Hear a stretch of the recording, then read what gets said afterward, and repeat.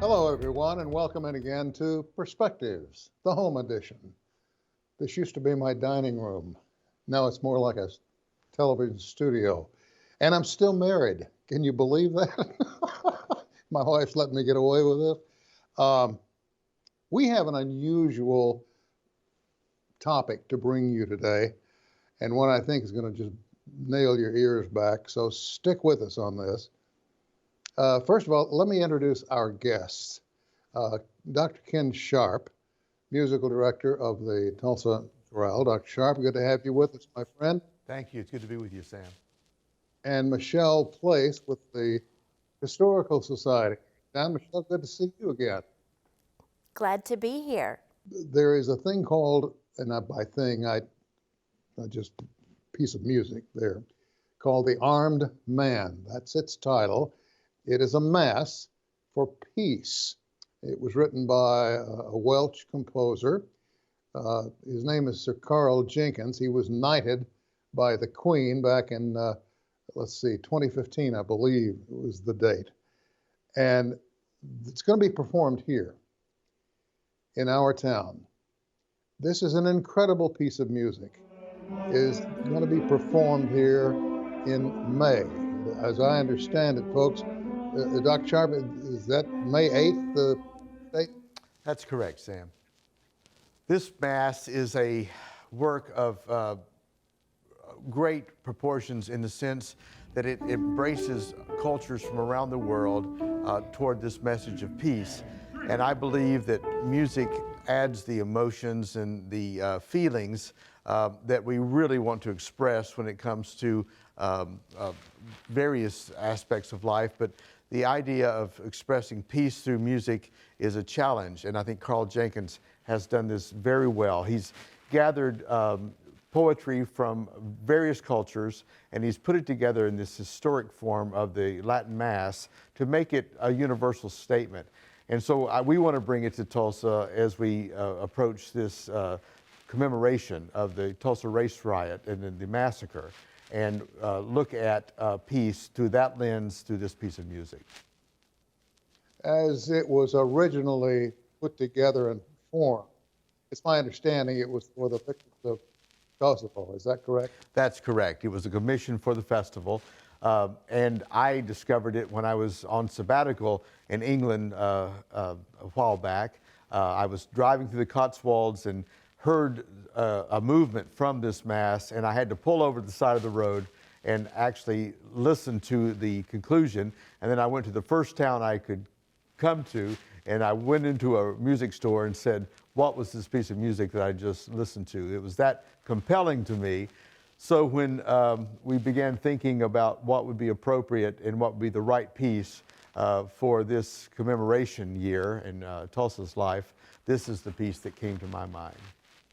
Well, it's from all indications, you're going to have a huge audience.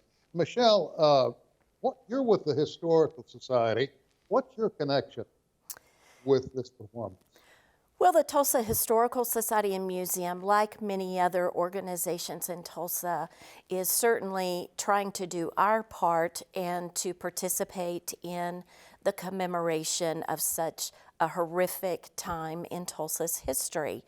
I have a great proclivity for arts and culture and music, and firmly believe that music is something that is a great way to commemorate. Music and arts are the things that really endure throughout the ages. I happen to have some friends who sing with the Tulsa the Tulsa Chorale. They have a new name. And I believe in collaborations. And not only are we helping to promote and to support this beautiful piece of music, which will be performed, but we want to tell the story of how Tulsans are working through these days of COVID. And so some of the things that you will see are pieces, video from the rehearsals and where the singers are masked. So that will also tell the story of these days. Will they be masked during the performance? We will perform with masks. We are rehearsing with masks. We're rehearsing with distancing.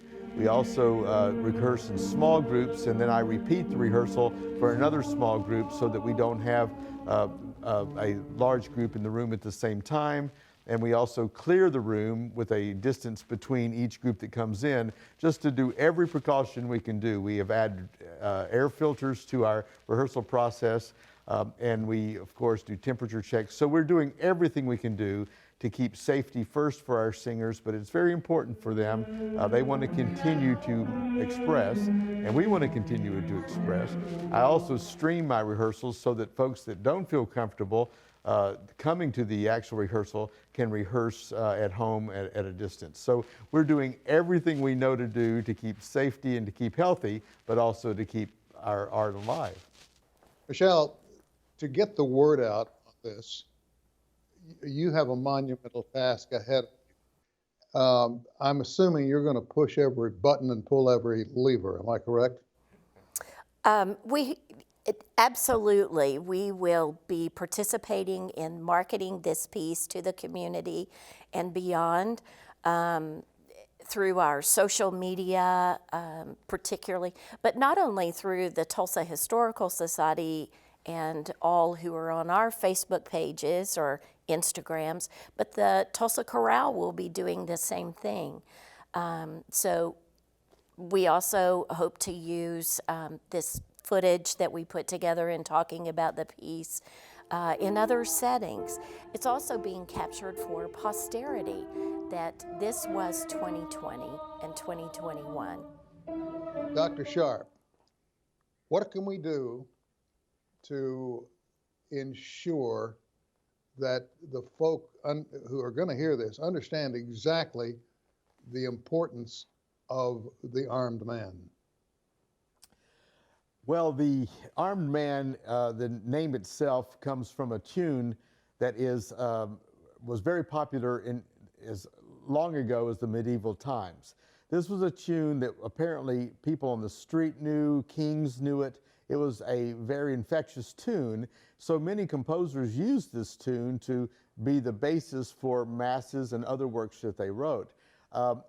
Carl Jenkins chose this tune to start the piece for a very important reason, and that is, look how long the arts have been a part of our culture and how important they are to every aspect of our culture, from kings down to peasants in the medieval times. The arts are one of those things that we've sorely missed during the pandemic. We've been pulled away from live performances, and I believe psychologically and I believe communally that we're suffering because of that. And so I think it's very, very important for us to embrace the arts at this time, because they really do give us identity. They bring us into an understanding of the feelingful side of life, and we all need to express that right now, and I believe we offer that possibility. So this work represents a historic sweep of times that have, in the past, that have known war, that have known plagues, that have known pandemics, and we're bringing it back into play as we look at a very specific topic in Tulsa's history. So I think it really expresses our local story, but it also expresses a human story and a significance over time. It's a unique work that I think does this in a way that I can't think of any other piece that I could choose to both bring our event into focus, but also our connection to humanity. So I'm very excited about it, and I believe people will find it immediately compelling when they hear it. When you discovered it for the first time, you were out of country, and it so moved you, as you told us, you had to pull over and hear it to conclusion, and then you hurried on down to the music shop, as they say, to pick up a copy. It's been performed in this country before, has it not? It has. It's really a very popular work for a classical work.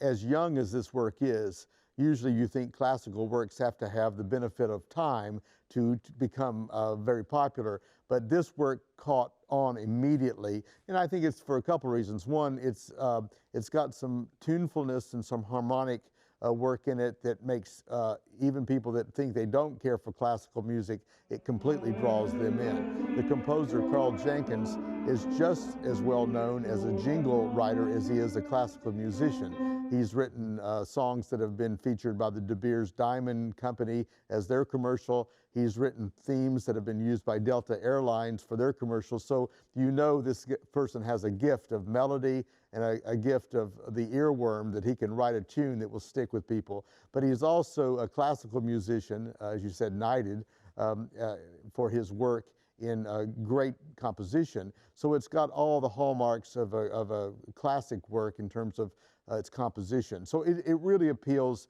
to such a wide range of audience. Is another, the universal nature of it was another reason why I wanted to do this work. You did say it was performed after 9/11? It actually came out, the recording of the work was released by a major recording label the day after 9/11, of all things. And you know, that took us, of course, by surprise and by terror.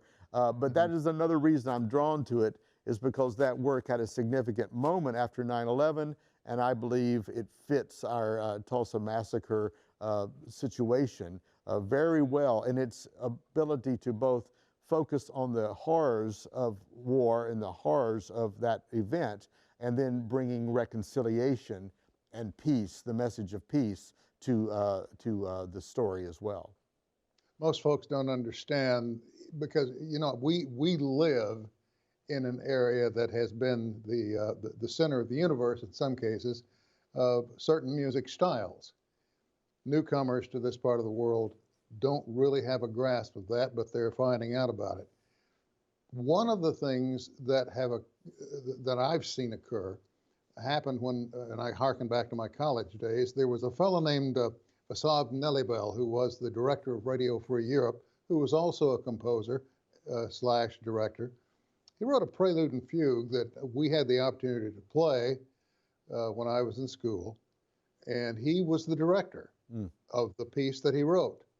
Now, if you played it, you didn't hear what happened, but the final note of the symphony was one loud tone, as though a hammer struck a bell, as clear and as precise as you can imagine, and in tune. So there are pieces that this sort of phenomena speak to. There are pieces that the armed man and pieces like it speak to. I don't know that many rise to the same level as the armed man, but they speak more to the heart. Am I correct on this reading? I think you are. I think that's the gift that the arts bring, is they connect us to our emotions. It's one thing to think or to say a group of words, even in a religious or a secular context, to say a speech, but when you set it to music, when rhythm and when melody and harmony enter into the picture, then we connect with our emotions. And that's important. I mean, we have an intellectual life, but we have an emotional life. And the arts do that for us. They are, for me, the language of the emotions. And this piece will strike the emotions.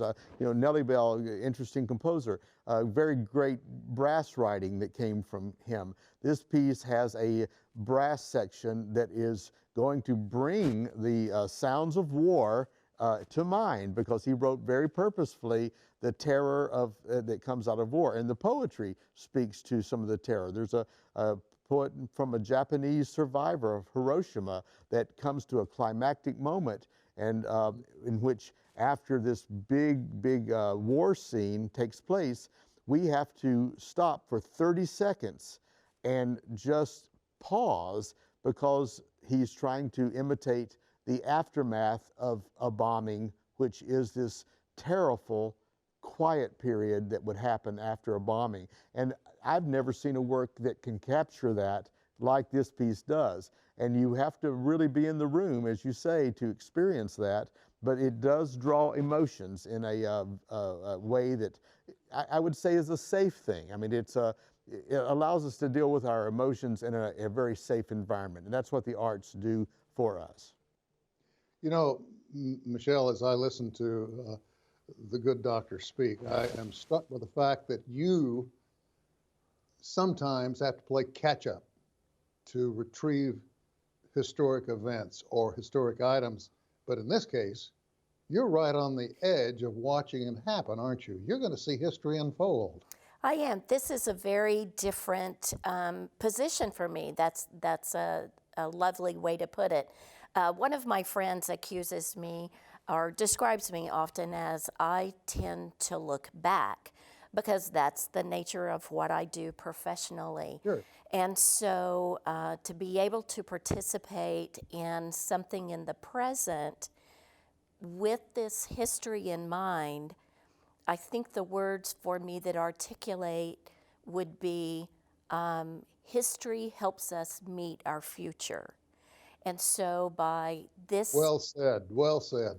thank you, this type of work, musical composition, once again reminds us that war has been with us for a long time, that much of history is about somebody pounding on somebody else and taking their stuff.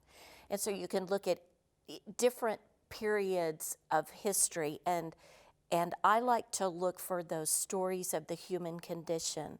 What did it take to move into that next moment? What kind of courage? What kind of tenacity? What kind of hard work? What kinds of dreams did people dream of peace and a better future for their children? I think those themes are enduring.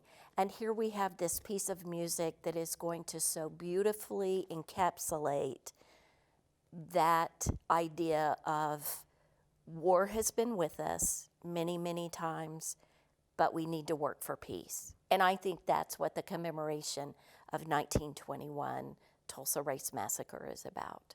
Is all about. Well said, well said. Well, we're going to take a short pause, and in that pause, our director is going to roll in a bit of the music, and when we come back, we're going to talk about where and when folks in this part of the country can hear it live. So we're going to stop talking just for a moment and let the folks at home get an idea of what the Armed Man is all about.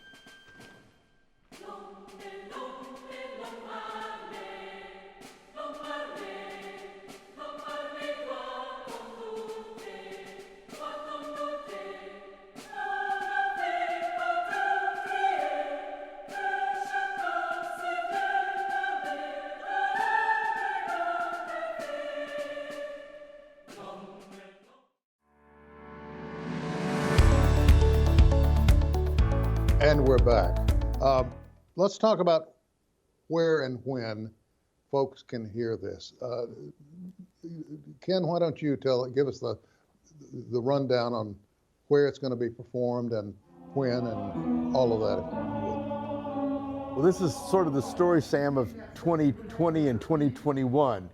We start out with a plan and we start pivoting almost immediately.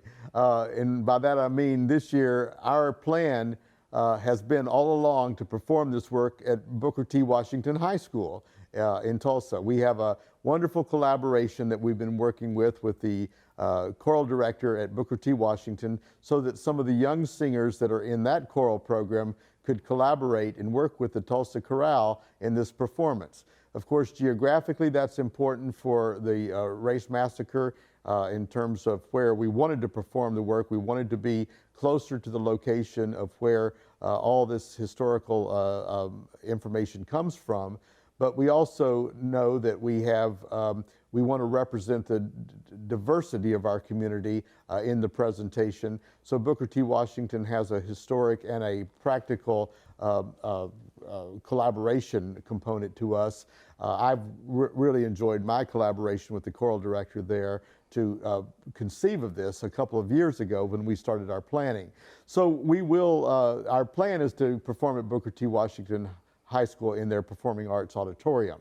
If we find that that's not possible because of pandemic restrictions, face-to-face, all kinds of things that we're all dealing with, we will make an adjustment and we will find another hall, another place.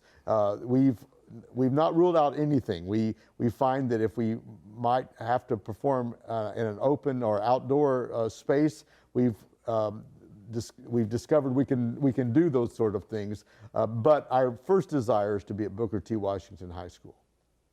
And the date on that? You know, I'm sorry. May 8th. The date for our performance is May 8th, 2021. Okay. And as we get closer, of course, more information will come out about who can attend, how you attend, if you want. And Michelle, that brings you into the picture because you're going to end up with some recordings of this that folks would be able to listen to. Although it's not the same thing, it is a chunk of history that one could listen to or even watch. Exactly. This is such a great showcase of how we're all managing and how we're adjusting to these horrific times. I think that's another lesson that we learn from the citizens of Greenwood, how they responded in times of where you have to find that courage, you have to use ingenuity and figure out how to step into the next moment. So this records how Tulsa did that in 2021. We have had so many incredibly talented musicians and singers come out of this area, writers, performers, and I just can't get past the fact that you're going to be in a position to watch and record history unfold here. That's true. That's true. You know, I believe that Tulsa's commitment to arts and culture started long, long ago with a woman named Jane Hurd Clinton, who married and came to Tulsa in the early 1890s. She lived in northern Georgia, and she was well educated in terms of music and the arts and the importance of education and reading. And so she comes to this cow town of dirt streets and clapboard buildings, and the things that she missed the most was music and the arts. And so she set about to gather up all the other women, particularly in the community, and to begin these different cultural programs. And today, many of them are still thriving. For instance, Haichka, she was the charter member, the first president and longtime president of Haichka, which was Tulsa's first music club, still going strong. She started the Tuesday Book Club, which was an intellectual study club, and then also the Ruskin Art Club. So it was Jane Hurd Clinton and her contemporaries who convinced the men that they needed to commit to arts and culture. And that's why we have ballet, and we have the symphony, and we have music in the schools, although we certainly want to make sure that that stays with us. But it's really, once again, it's our history. The past causes the present and affects the future. So women like Jane Hurd Clinton, who saw that the arts and culture were important and that was what's lasting, and we benefit from that today. And we have really benefited big time in so many different ways. Michelle Place with the Historical Society, and of course, Dr. Ken Sharp, who will be directing The Armed Man when it essentially premieres here in Tulsa. Thank you both for taking time to visit with us.